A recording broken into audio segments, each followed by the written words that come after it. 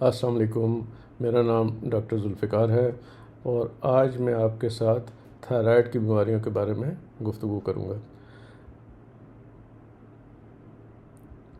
सबसे पहले तो ये देखते हैं कि थायराइड होता क्या है, थायराइड ग्लैंड क्या होती है।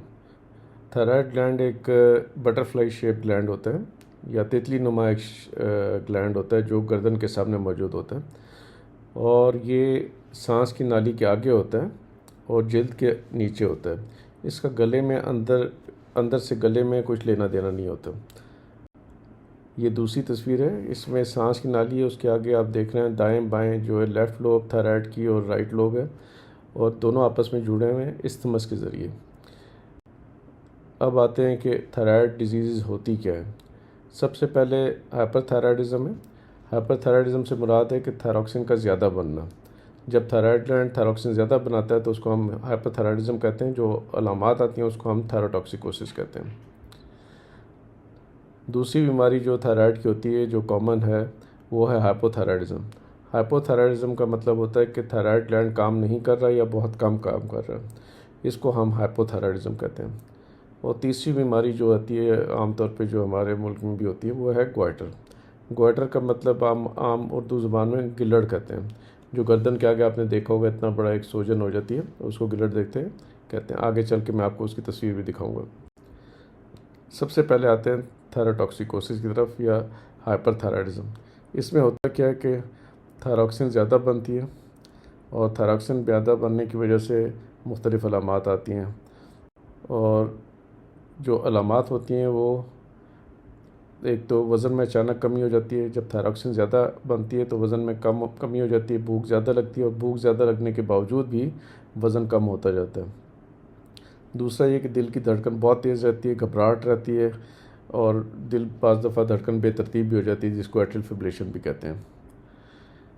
बेचैनी और चिड़चिड़ापन और बिला वजह खौफ या गुस्सा आना शुरू हो जाता है।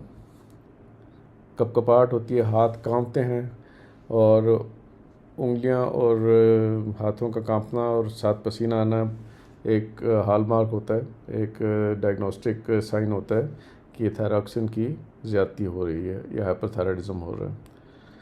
अगला पॉइंट है कि गर्मी बर्दाश्त नहीं कर सकता आदमी, बहुत ज़्यादा गर्मी लगती है, हर वक्त पसीना आता है और पसीने से जिस्म गीला रहता है। थकन और कमज़ोरी हो जाती है, पट्ठों का कमज़ोर होना और बग़ैर किसी मेहनत के थकावट होती है जिसको हाइपरथायराइडिज़म में ये कॉमन साइन है। नींद की कमी हो जाती है, रात को सोने में दुश्वारी पैदा होती है।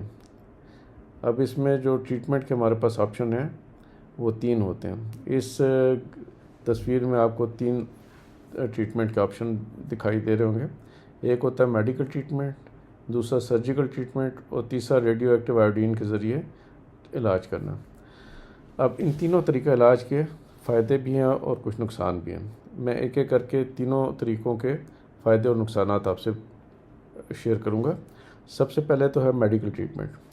मेडिकल ट्रीटमेंट का मतलब ये है कि दवाइयों से और गोलियों से इलाज करना और इसका फ़ायदा ये है कि सर्जरी से आदमी बच जाता है, सर्जरी की तकलीफ़ नहीं होती और रेडिएशन का ख़तरा भी नहीं लेता मोल आदमी। लेकिन इसका नेगेटिव पॉइंट ये है कि ये ट्रीटमेंट बहुत लंबा अरसा चलती है और ये 6 महीने से 2 साल तक लग सकते हैं और इसमें एक दूसरा मसला होता है कि एक दफ़ा ठीक होने के बाद दोबारा भी होने का ख़तरा मौजूद होता है। दूसरा तरीका इलाज जो है वो है सर्जरी। सर्जरी का मतलब एक ऑपरेशन के ज़रिए थायराइड ग्लैंड को निकाल के फेंक देना और इसका फ़ायदा ये है कि ये 1 दिन का इलाज होता है। 1 दिन की तकलीफ़ उठानी पड़ती है या 2 दिन की, या जब तक हीलिंग नहीं हो जाती। और इसका नुकसान ये है कि ज़ाहिर सर्जरी है, सर्जरी का दर्द होता है और इसकी कॉम्प्लिकेशन होने का भी ख़तरा मौजूद होता है। तीसरा तरीका इलाज जो है वो रेडियो एक्टिव आयोडीन है। रेडियो एक्टिव आयोडीन जो है वो एक दवाई है जो पिलाई जाती है और रेडिएशन के ज़रिए ये थायराइड ग्लैंड को जला देती है, ख़त्म कर देती है। इसका फ़ायदा ये है कि ये 1 दिन की ट्रीटमेंट है, लेकिन इसका नुकसान ये है कि ये चाइल्ड बियरिंग एज में नहीं दे सकते, यानी यंग अफराद को ये नहीं दे सकते, ख़वातीन या हज़रात जो चाइल्ड बियरिंग एज में हो, जो बच्चा पैदा करने की सलाहियत इसमें अफेक्ट हो जाती है। तो इसलिए ये तीसरा तरीका इलाज का एक ड्रॉबैक ये है नेगेटिव। लेकिन एक सबसे इम्पॉर्टेंट चीज़ जो सबसे आखिर में लिखी हुई है कि इन तीनों तरीक़े इलाज के बाद जब ये कामयाबी हो जाती है, इलाज कामयाब हो जाता है, हम थायराइड ग्लैंड को बर्न आउट कर लेते हैं दवाई के ज़रिए या आयोडीन के ज़रिए या सर्जरी के ज़रिए रिमूव कर लेते हैं, तो फिर हमें थायरॉक्सिन की ज़रूरत पड़ती है, क्योंकि जो थायरॉक्सिन जिस्म को ज़रूरी होती है वो नहीं मुहैया हो रही होती, क्योंकि हमने थायराइड को बिल्कुल ज़ीरो कर दिया, किल कर दिया। तो हमें फिर लाइफ लॉन्ग थायरॉक्सिन लेनी पड़ती है, और ये ट्रीटमेंट शुरू करने से पहले मरीज़ों को बताया जाता है ताकि उन्हें कोई गलतफहमी ना हो। अगली चीज़ है हाइपोथायराइडिज्म। हाइपोथायराइडिज्म का मतलब है कि थायरॉक्सिन का कम बनना। जब थायराइड ग्लैंड थायरॉक्सिन कम बनाता है तो उसकी भी शदीद अलामात होती हैं, और उसको भी हम सारे भी आगे चल के उसका ज़िक्र करेंगे। थायराइड हाइपोथायराइड होने की थोड़ी सी वजूहत होती हैं, जिनमें सबसे कॉमन है थायराइडेक्टमी। इन्हें सर्जरी से अगर थायराइड निकल गया तो आदमी थायरॉक्सिन की कमी की वजह से हाइपोथायराइड हो सकता है। और दूसरा होता है ऑटोइम्यून डिसीज़ या हाशिमोटो डिजीज़ थायराइडाइटिस होता है, जिसमें इन्फ्लेमेशन से थायराइड ग्लैंड काम करना छोड़ देता है। अब थायराइड ग्लैंड जब थायरॉक्सिन नहीं बनाता तो T3 T4 कम हो जाता है, और लेकिन ऊपर एक ब्रेन में एक ग्लैंड होता है जिसको कहते हैं मास्टर ग्लैंड या सबका बॉस। सब ग्लैंड जो जिस्म के हैं उसको कंट्रोल करता है, ब्रेन के अंदर मौजूद होता है, और इसका नाम होता है पिट्यूटरी ग्लैंड। जब थायरॉक्सिन कम बनती है, थायराइड ग्लैंड थायरॉक्सिन कम बनाता है या बंद कर देता है, तो थायरॉक्सिन की कमी हो जाती है। तो पिट्यूटरी ग्लैंड को ब्लड के थ्रू पता चल जाता है कि थायरॉक्सिन की कमी हो गई है, तो वो ऑर्डर देता है थायराइड ग्लैंड को बज़रिया थायराइड स्टिमुलेटिंग हार्मोन TSH के थायरॉक्सिन बनाओ। लेकिन आगे तो फैक्ट्री ही बंद है, इसलिए वो TSH बनाता जाता है, लेकिन आगे फैक्ट्री बंद होने की वजह से ब्लड में TSH बढ़ता जाता है, और इससे हम बाज़ दफ़ा डायग्नोस कर लेते हैं कि थायरॉक्सिन की कमी हो रही है। जब थायरॉक्सिन ज़्यादा हो जाती है और उसके अलामात आ जाती हैं तो हम उसको थायरॉक्सिन के ज़रिए ट्रीट करते हैं। जब थायरॉक्सिन से ट्रीट करते हैं तो ब्लड में थायरॉक्सिन आ जाती है, और पिट्यूटरी ग्लैंड को पता चल जाता है कि अब ब्लड में थायरॉक्सिन आ गई है, तो वो थायरॉक्सिन बनाना TSH बनाना कम कर देता है, जिसकी वजह से थायरॉक्सिन TSH लेवल मैं बार बार थायरॉक्सिन कह रहा हूँ, TSH लेवल नॉर्मल हो जाता है।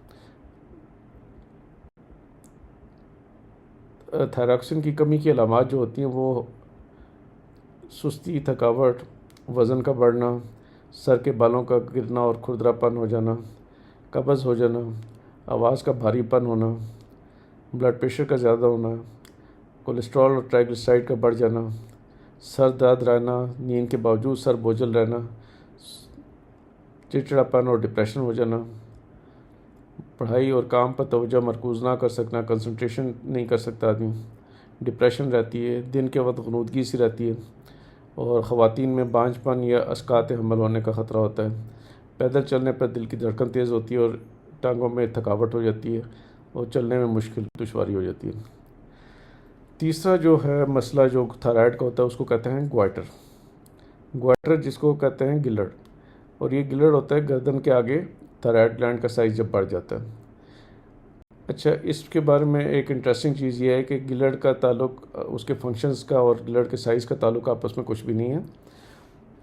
बाज़ दफ़ा साइज़ बहुत बड़ा हो सकता है और थायराइड हो सकता है काम ना कर रहा है, हाइपोथायराइड हो, और बाज़ दफ़ा हाइपरथायराइडिज्म होता है लेकिन थायराइड नज़र ही नहीं आता। थायरॉक्सिन ज़्यादा रिलीज़ हो रही होती है लेकिन थायराइड का साइज़ नज़र ही नहीं आता, नॉर्मल होता है।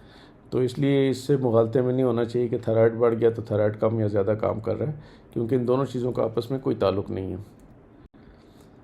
अब ग्वाइटर का इलाज कब किया जाता है?